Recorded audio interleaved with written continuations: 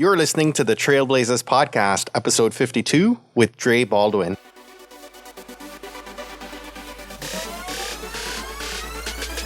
You're listening to the Trailblazers Podcast, where we will explore the stories of successful Black professionals.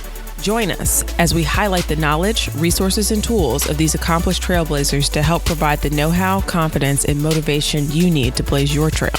And now, here's your host, Stephen Hart.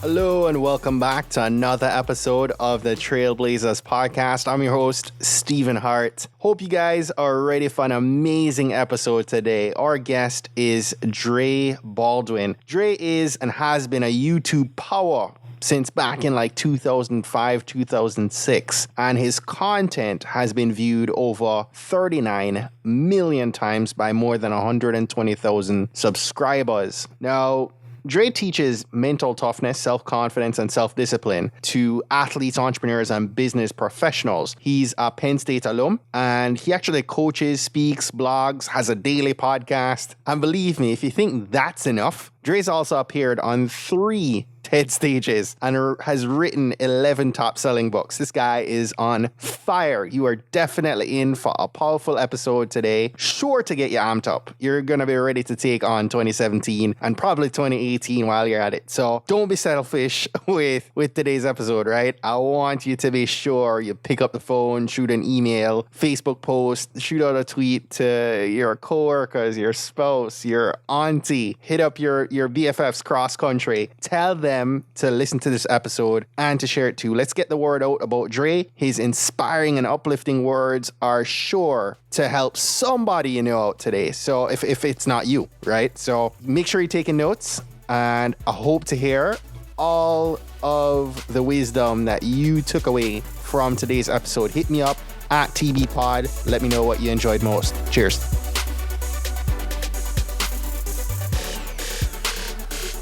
Dre, thank you so much for coming on the podcast today and being our featured guest.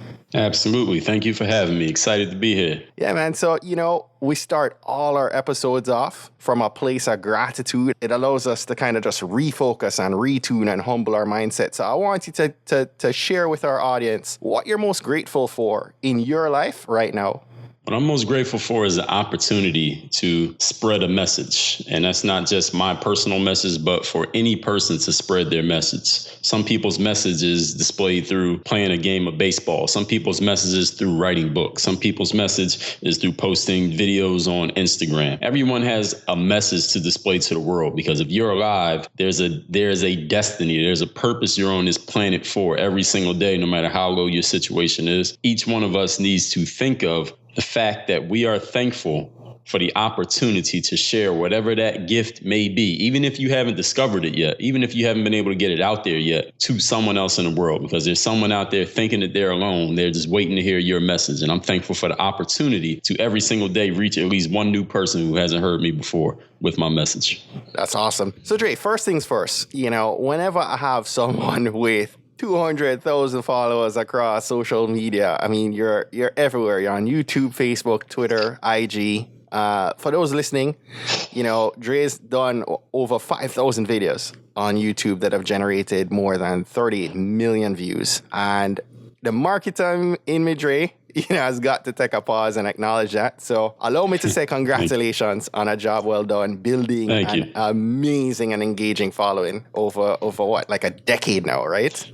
Yeah, it's been over a decade. Thank you. Dude, that's simply amazing. So, as of today, you're the world's only mental toughness, confidence, and discipline expert. I love that. And, I want you to share with us what really ignited this path for you and why the niche that you've chosen.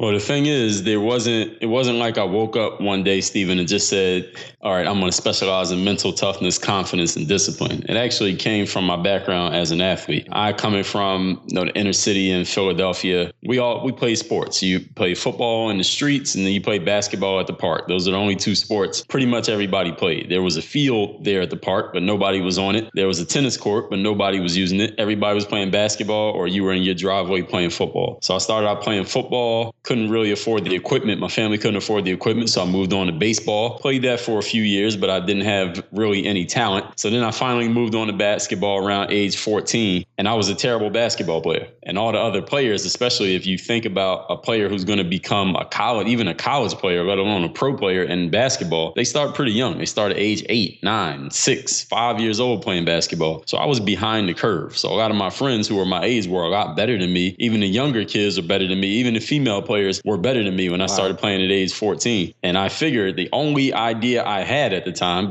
because mind you, there's no YouTube I can go to watch videos. There's no one I can email. There's no podcast for me to hook up. My dad didn't play basketball. My dad's 5'9". He's not a basketball player. I got a sister. She didn't play basketball. My mom's 5'7". She didn't play basketball. No one took me under their wing. So I figured the only way I can catch up to these other kids, just catch up, let alone get better than them, was to show up to the park when they weren't at the park. Everyone came to the park in the evenings around 5, 6 o'clock. Everyone was out there playing full court games, and everybody in the neighborhood's the who's who of the neighborhood all at the park. But during the day, in the summer times in Philadelphia, no one was out there because it's too hot. It's 90, 95, 100 degrees out there on the asphalt. Nobody wanted to be out there. So I said, why don't I just come out there during that time and practice by myself? I didn't know how to practice, what to practice. There were no guidebooks. There was no online course. There's no smartphone for me to take with me so I can watch somebody else and then mimic them. Let me just keep showing up and see what I can learn, see what I can teach myself. And I just kept doing that because it's the only option I had. And eventually I started to catch up. Eventually I started to get a little bit better. I started to catch up to those players. And then I realized what my real talent was, which was just to keep showing up over and over and over and keep trying different things over and over and over again until something worked. When I realized that was my number one talent in life, I just started applying that to basketball, which is the main thing I paid attention to, even up through college. And my game continued to develop. And I went from age 14 starting in basketball to age 18 sitting on the bench as a high school senior to age 23 signing my first professional basketball contract. And that was all through, yes, I was blessed to be 6'4", while my dad's 5'9". And yes, I was blessed to have basketball, the opportunities to play basketball, living 3 blocks away from the park where I grew up at, but I also had to put in that work because there were plenty of players in my neighborhood who had more talent than me who didn't go as far as I went. Most of them didn't even play in college, let alone play in the pros. And that was because I kept showing up day after day after day. And once I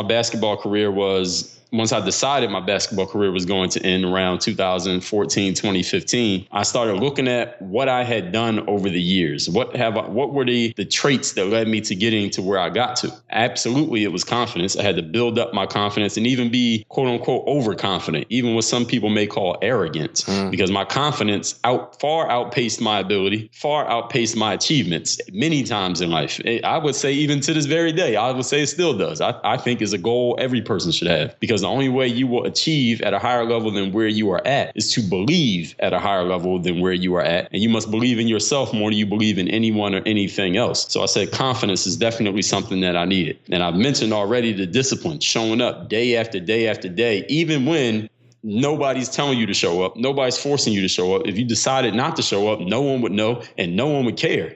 But I kept showing up anyway. And then the mental toughness to keep showing up even after I got cut from the varsity basketball team as a junior, which is when most players get cut as a freshman, they quit. Then you got a few who quit basketball after getting cut as a sophomore. Then most players, if they don't make it as a junior, they're like, okay, obviously the universe is telling me basketball is not the answer. Right. So let me go find something else to do. I kept showing up. After I sat the bench as a senior in high school and there were freshmen playing more than I'm playing, I kept showing up. When I went to a Division III school for college, which for people who don't understand, Division I is the stuff you see on TV. Division II are the guys that you probably won't hear about. And Division III are the people who are like, we play our games under the gym. Okay. After I played Division III basketball, I kept showing up. Even after I had to work for a quote unquote regular job for a year after getting out of school, I kept showing up. So that was the mental toughness. And with those 3 traits, I said, you know what, this is what it's all about. And since I already tell people work on your game, that's what I say all the time. It fits perfectly. So that's how all that came together. Those topics of mental toughness, confidence, and discipline. Right. Wow. Dre, is there anything that you wish you knew before you began this journey as the coach and author that you've now become and social media sensation? Anything I wish I knew. I wish someone had told me what I tell young people all the time today, which is start investing in yourself as early as possible,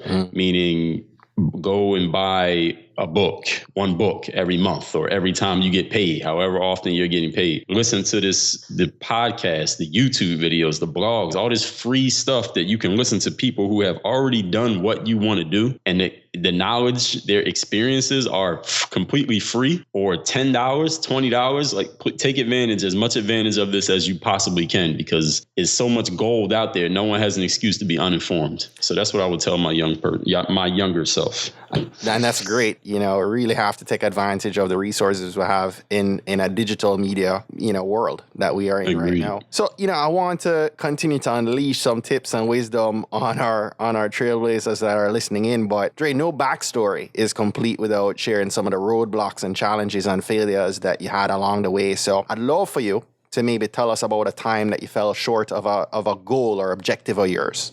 Oh man, only one time?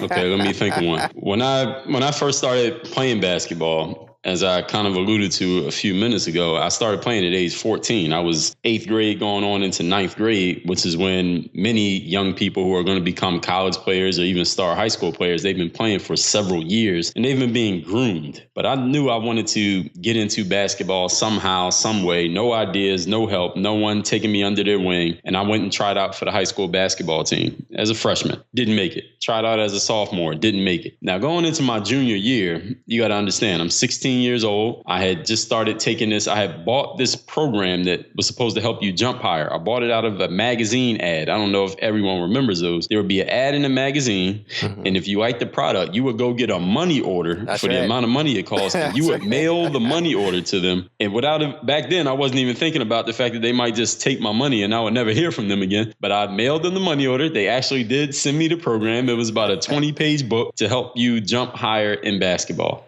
And that program actually worked. So I started jumping higher. At age 16, I can actually dunk a basketball now. And I'm like, man, this is it. I know that when I get into tryouts, if I go dunk the ball, everybody's going to be talking about, wow, did you see that dunk Dre had at tryouts yesterday? And I know that's going to get the attention of the coach. And I also knew that the greatest player of all time, my favorite player to this very day, Michael Jordan, didn't make his high school basketball team until he was a junior. So I figured, listen, I'm still on track to be the greatest player of all time. All I got to do is go in there and dunk at tryouts and everything's set in stone. So I go to tryouts and a guy who was a year ahead of me, he was about the same height as me, didn't have as much talent as me, but he was a lot physically stronger than I was. This guy he backed me down basically in the paint. You think somebody like, I guess in today's game, somebody like Shaquille O'Neal, everyone remembers him. He wasn't dunking the ball, this kid, but he was just scoring on me because he was too strong for me to keep him from getting too close to the basket. Right. So this guy scores on me about 5, 6, 7, 8 times in a row in the tryouts, in front of the coaches, in front of all the girls, in front of everybody trying out for the basketball team. So instead of me getting on the Michael Jordan path that day, I was the laughing stock of tryouts. Right. And everybody at school was talking about it the next day, even people who weren't there. Even people who didn't go to my school would see me weeks later and say, Dre, hey, I heard what happened at tryouts. And at that point, for the next week, I was really considering what else could I do besides basketball? Because obviously after 3 straight years of trying this, and then on the year that I was supposed to be doing my best, I actually did my worst. I figured this was a sign from the universe that this obviously is not meant to work out. So what I started doing for a week is I was actually doing this practice in my mind. I had been doing it my entire life. And up until that point at age 16, this is 1998. I didn't have a name for it. I had never heard anyone describe it or discuss it, but it's called visualization. Mm-hmm. I had always visualized where I was going to be, who I was going to be, what I was going to do. And I had visualized an athlete up to that point. But obviously the universe was telling me that's not going to work out. So for a week, I tried to reconstruct that vision. What else can I be? Maybe I could be a rapper. Let me go start writing some raps. Now that didn't work out. That didn't last long. Then I said, maybe I can do really good at school. Maybe I can just focus on school and get really good grades and, I don't know, get out of school and get a good job and live happily ever after. Now that didn't work out either. That didn't last long either. Every vision that I had, it came right back to playing basketball. But I'm confused. I'm arguing with myself. Like, why does this vision keep coming back to basketball when obviously this is not working out? But I decided to give it one more try. I went and played for a local recreational league in my neighborhood at the park. Played for that team during my junior year of high school. I actually played very well on that team. And then my senior year, I finally made the basketball team. But even then, I sat the bench. I averaged 2 points per game as a senior in high school. Wow. So no one in that school, no one in my family, no one in my neighborhood, no one was looking at me and saying, this guy's going to go somewhere with basketball. Everyone pretty much figured, okay, you had your 1 year playing high school basketball. Congratulations, you made it. Okay, now put the high tops away and go figure out what you're going to do with the rest of your life, because it ain't basketball, obviously. We can see that. But I decided to keep going with it. My game started to develop a little bit more. I started to grow into my body, grow into my talent over that summer, which was probably the most pivotal summer of my life. That summer after high school, but before college. Wow. Right. Yeah, so then I walked on actually at a school that was 2 years athletically, but it was 4 years academically. So it wasn't a junior college. It was a regular 4-year school. But at the time, you could only play basketball there for 2 years. I went there as a freshman. And that summer, while I was in the gym working out on my own, I met a guy who ended up recruiting me to an NCAA Division III school. And the rest is kind of history. Not really, but I don't want to get too deep into just this one answer. But that was the time, I would say, during those high school years where it really wasn't working out. And I was really questioning what my life was going to be about, because I really couldn't come up with another vision. Wow. So let's leap forward for a little bit here. I know you've got this platform that you've built now, but tell us what you're really passionate about doing now, today, in your day-to-day. What I'm most passionate about doing today is the same thing that I've been doing since I started being on the internet in 2005, and that's empowering my audience. Empowering meaning not just giving you something that's going to motivate you, not just entertaining you at times, not just giving you a bunch of information, and not just sharing my stories and experiences and opinions and the things that I know to be true that may help you down the line. When I say empowering, what I mean is I want to give you enough that the questions that you have for me today, 5 years from now, someone else is asking you and you're providing the answers. Right.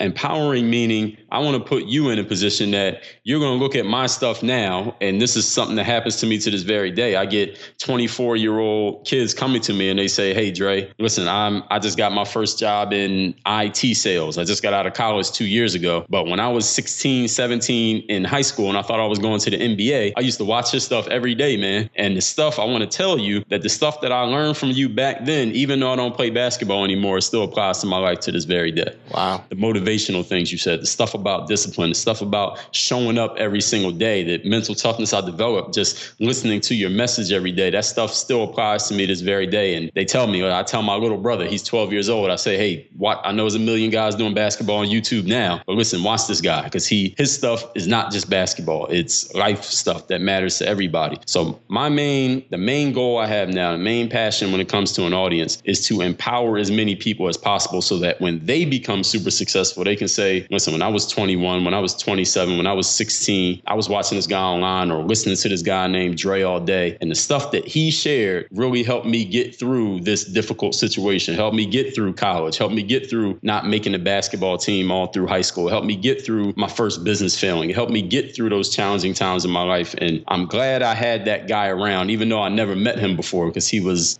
a virtual mentor to me. Love that, man. Let's maybe carry this forward. How are you using social media today? Because you're now a veteran, right? You're like a godfather in YouTube, right? So yeah. How are you successfully in 2016? What strategies are you using in social and digital today to be able to achieve that vision and that goal of being able to empower others?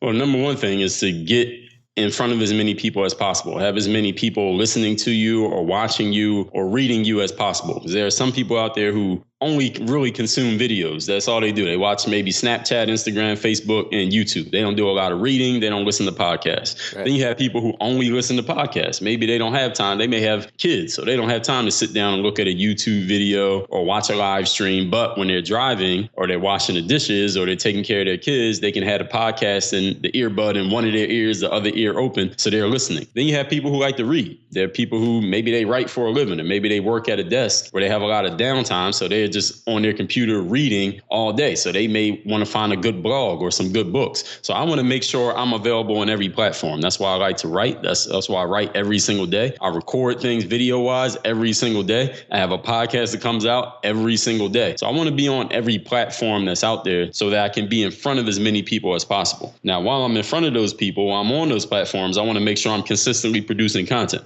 So as I said, I blog, I have something coming out on my website every single day, podcasts every day, YouTube videos every single day, live streaming almost every day. Wow. And then all the new platforms, I always make sure I jump on them. So I'm on Snapchat heavily. I use Instagram every day. I'm tweeting every day. So I'm on every platform to make sure that wherever people are, I'm there. Now, if my message happens to not be for them, that's fine, but it's not because not because I'm not available. Let's put it that way.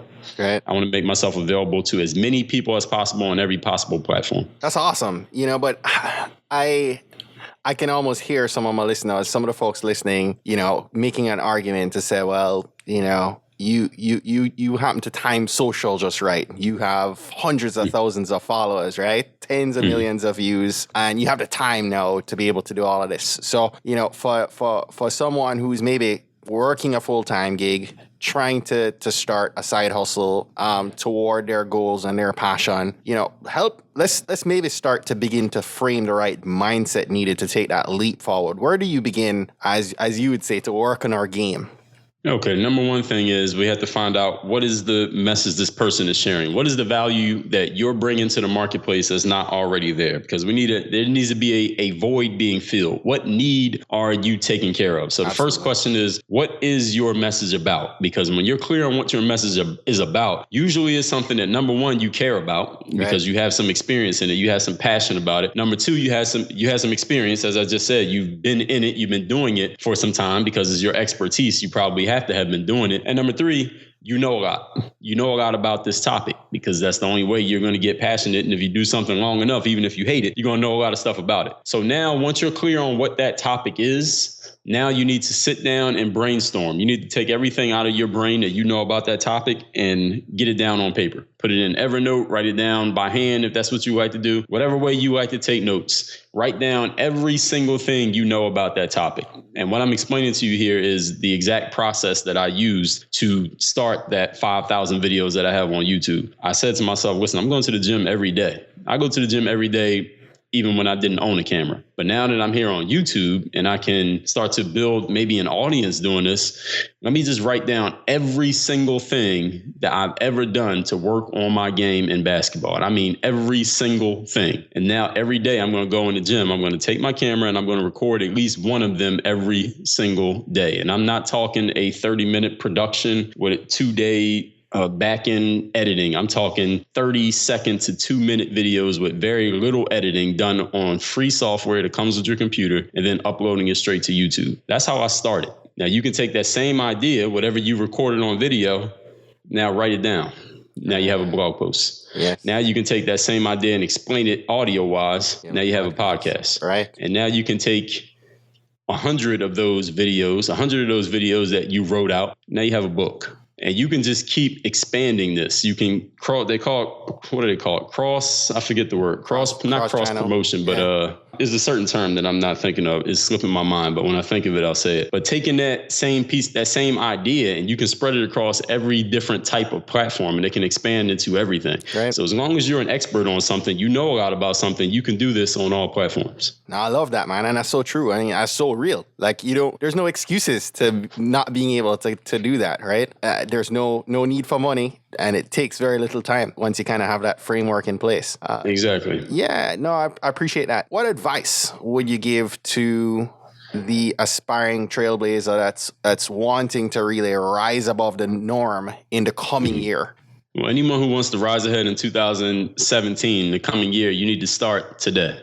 You need to get a jump start, because anyone who decides on January 1st, now I'm going to work harder, now I'm going to start building this business, now I'm going to fill in the blank, whatever it is that people come up with they're going to do in the new year. If you wait till January 1st, you're already losing a race, because you're running with all the regular people. You're running with all the people who are in the middle of the pack. And you don't want to be caught in the middle of the pack, because even if you win the race, only people you beat are the normal, the average people. You got to start now. You got to start ahead of the pack. So when January 1st hits, you already have your feet moving. You're already sprinting on the treadmill while everybody else is walking and getting themselves warmed up. So that's the first thing. I wanted to ask you have so many different platforms that you're in, and I'm sure your approach with as many followers as you have, there's a lot of noise, right? How are you able to make decisions to be able to separate what's essential, like what's most important from the non-essentials? When you say noise, you mean coming from my audience, talking directly to me, or someone else? Your audience, people trying to partner with you, all these different platforms that you're on, and trying to separate just the busyness of it all. Well, the number one thing is I keep myself as open as possible. Do you? Usually as open as possible. If someone comes to me and says, hey, Dre, would you be a guest on my podcast? I'll almost always say yes. Actually, I don't think I've ever said no when someone asks me to be a guest, because there's someone listening to their podcast who's never heard of me. So that's helping me reach my objective of reaching as many ears as I possibly can. When it comes to people engaging with my content, let's say me doing a live stream video or posting something on any platform and people leave comments. If someone goes as far as to leave a comment, I always at least look at what the comments are, and I reply to almost every single comment that I get, depending on the platform. The only platform where I sometimes don't reply to every single comment is YouTube. The YouTube comment section can get kind of crazy. Yes. But overall, I still read and reply. I've read and replied to more comments than anybody on YouTube, any YouTuber in history, I would venture to guess. So I try to stay as connected as possible to an audience, and I want people to know that they can reach me directly. When it comes to my business, I want people to know that they can reach me directly, and when they get something with my name on it, they're getting it from me directly, and it has my stamp on it. Right. So that's important to me.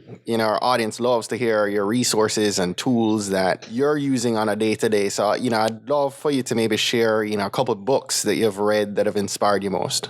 Okay, great. I'll give you 5. Is that all right? Can I give you 5? Number 1, I'll give you the 48 Laws of Power by Robert Greene. That is my favorite book of all time. It is exactly as it sounds. 48 chapters, each one of them giving you a different law of power. So anyone who's listening to this, if you feel like there is some area of your life or multiple areas of your life in which you don't have as much power as you would want to have, read the 48 laws. I guarantee, and this Robert Greene says this in the introduction, is you are violating at least one of those 48 laws. And that's the reason why you don't have the power that you want. And I've read that book 100 times. Number 2 book. The Law of Success by Napoleon Hill. Now, I know everyone knows of Think and Grow Rich by Napoleon Hill. This is the best-selling business book of all time. But Think and Grow Rich was actually derived from a book called The Law of Success, which was written 9 years earlier in 1929, before Think and Grow Rich came out in 1938. Wow. The Law of Success is basically, if you can fit Think and Grow Rich in the Law of Success. And the great thing about Napoleon Hill is that, as I just told you the dates, the book was written almost 100 years ago, but you can read it today and it sounds like someone just wrote it. It's written in very plain English. It is very straightforward.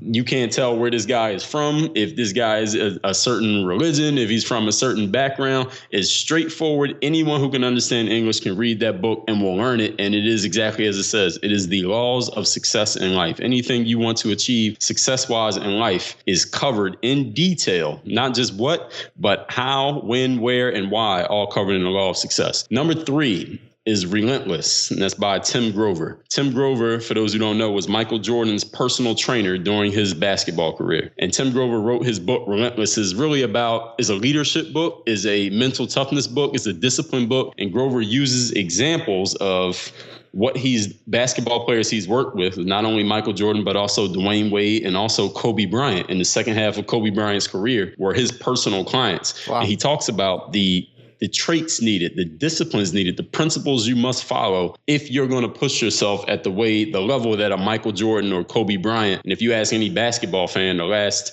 2 generations of basketball players, at least before Kobe retired, Michael Jordan and Kobe Bryant were always revered as the hardest working guys. Always the guys who worked harder than anybody else who were playing in the league since 1984 when Jordan came in the league. That's 30 plus years. These have been the 2 hardest working guys. Grover worked directly with both of them. So he knows a lot of principles of hard work and success, and the mindset that fuels it is not just hard working, but is a mindset that goes into it. So what is that? Is that 3 books? Yes. Book number 4 is called The 10X Rule. That is by Grant Cardone. Now, Grant Cardone is really specializes in talking about sales, but this book is about multiplying everything by 10 when it comes to your effort levels, your energy, and your expectations. And expectations meaning not only what you expect to get from life, but what you will need to give in order to get it. Because many people underestimate, I think we all can relate. We've estimated, okay, I'm going to do this project. It's going to take me a month and ends up taking a year. Or you think you're going to take care of you're going to start a new website. It's going to take you 3 weeks. It takes you 3 months. Or maybe you're still working on it to this very day. Right. So the 10X rule is about not only multiplying your goals, multiplying what you want from life, but also what you need to give in order to get it. Is a good motivational book. Reading the 10X rule or even listening to the audio book will get you thinking bigger just by listening to it, just the energy in the book. And the number 5 book I'll give you will go back to Robert Greene. This is a book he co-authored with my favorite rapper, a guy by the name of 50 Cent. The book is called The 50th Law.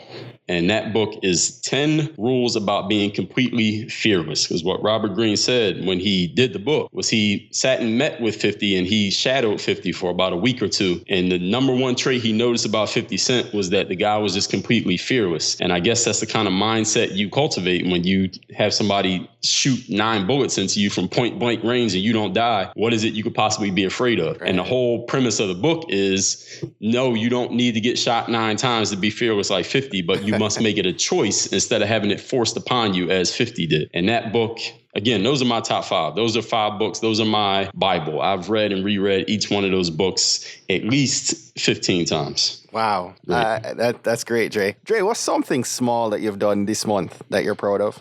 Something small I've done this month that I'm proud of.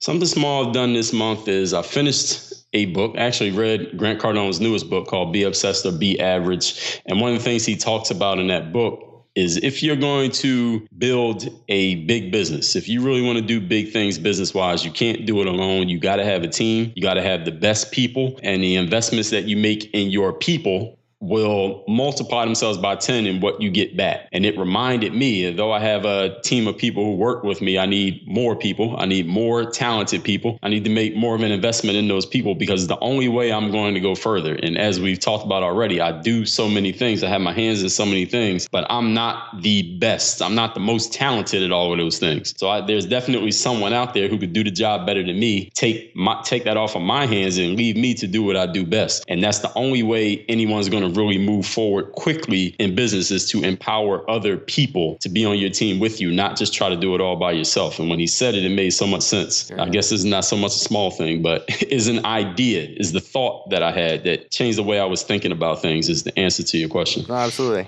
I love that. Dre, tell us the name of an online resource. Could be an app, software, or tool that you use every day and you just can't live without it.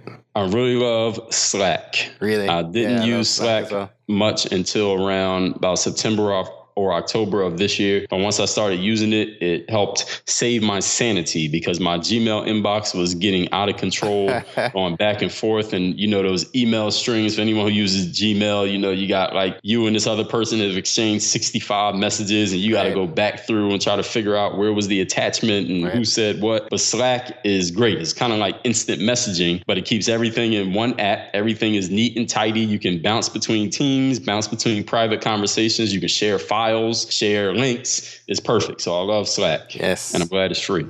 Absolutely.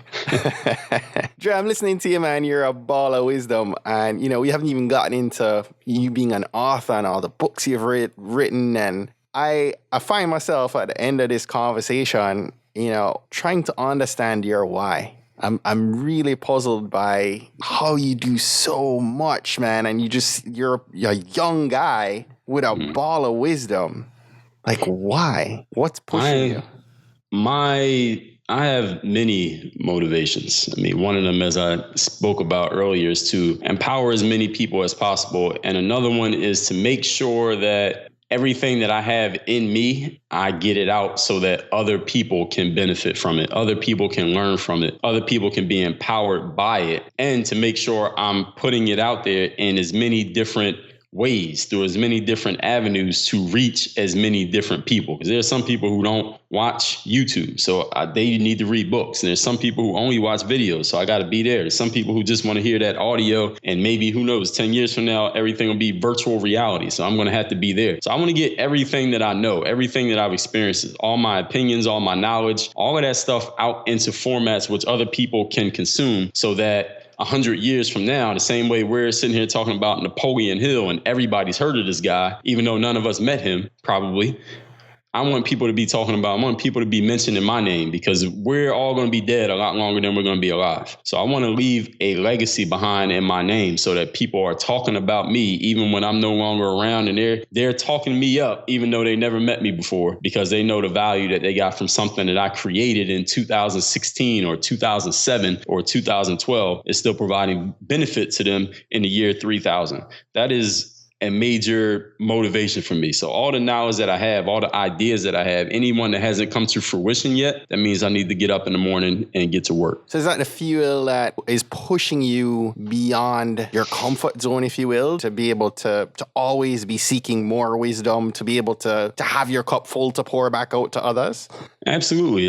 That's something that matters to me. And I also want to make sure that I want people to understand that there's a clear difference between what Dre Baldwin has brought to the table in all platforms versus what any other person, any fill-in-the-blank person you can name has brought to the table. Because, yeah, somebody else may have YouTube, but they didn't write any books. Somebody else may do live streaming, but they didn't play basketball. And someone else may do this, but they didn't do this other thing. So I'm going to make sure that I'm in as many places as possible, so that wherever you look, you're going to see my name. Same way you see Google, you see Coca-Cola, you see Starbucks every corner. I want you to see my name wherever you look if you're talking those topics that I focus on. Dre all day, people. Dre all day. This is good. Dre, I'd love to invite you as we wrap up here. I want to invite you to share one action that all these aspiring trailblazers should commit to this week to help them blaze their trail. Absolutely. Get a pen and paper, or if you prefer digital, open a notes app on your tablet or your smartphone, Evernote, whatever you got, and send an email to yourself, doesn't matter, and start writing down every single thing you know about the area in which you are most knowledgeable. So if you are basket weaving, then write all the best products to make baskets, the needles you use, the threads, the different colors, where to buy the stuff from, how to actually make it, how much time does it take, who you learn from, what are some great resources, what stores, what arts and crafts stores to go buy stuff from. Write down the topic title of every single thing you know about the area of expertise in which you are the most expert in of just what you know. So whatever's number one for you, everybody has a number one something, whatever it is. I don't care if it's procrastinating. If that's what you're an expert in, then write it down. Write down everything you know about it. And once you see how many items you have, all right, there you have your YouTube channel. There you have your blog posts. There you have your podcast. There you have your first book. There you have your first online course, which you can sell. There you have a workshop. There you have a keynote speech. Whatever it is you haven't put out yet, and with the excuse of you don't know what to talk about, the problem is now solved. Dre, you're coming back on the podcast, right? Absolutely. We didn't start talking about the separation of what is free from what is sold. Oh, I love to talk about that. So stay tuned, people. Dre, tell us before we wrap up here, tell us how we can stay connected to you. My website is, I'll give you 3 places. My personal website, everything you want to know about me, probably more, is dreallday.com. All my programs, books, courses, you can find at Work On Your Game U for university, workonyourgameu.com. And I'll give you one social media is Snapchat. My Snapchat is at Dre Baldwin. But if you go to any of those platforms, you'll see where else I'm at, or just Google me. I'm all over the internet. Appreciate that, Dre. Dre, thank you so much for coming on the podcast today. I really appreciate the wisdom, man. You're a young guy with just an old soul, man. I appreciate it. Thank you very much for having me. Yeah, man, most definitely. I'm excited to kind of see where career and your journey takes you in the years ahead. So we'll definitely stay in touch with you, and we're happy that you're now part of the Trailblazer family. Most definitely. Well, that's it for today. Thanks again for listening to this episode of the Trailblazers podcast. I'll be posting links to all of today's book recommendations and links mentioned on our show notes page at tbpod.com. If today was your first time listening to the Trailblazers podcast, I just want to extend a warm Trailblazers welcome to you. We're so happy to have you here, and we encourage you to go ahead and hit that subscribe button in your favorite podcast app. Go ahead and browse through some of our past episodes to keep the knowledge flowing. If you're a fan of the podcast and today's content, and you're maybe already subscribed to the podcast, please continue to share and invite your friends, your family, or colleagues to listen to an episode that you think might impact them most. We believe that someone listening to these inspiring stories will be moved to make significant changes that will have generational impact for many others, both now and well into the future. Don't miss next week's episode. New episodes are released each and every Monday by about 5 a.m. Eastern. Trailblazers, jump off this podcast today. Go find a way to rise above, go way beyond, and keep blazing your trail. Cheers.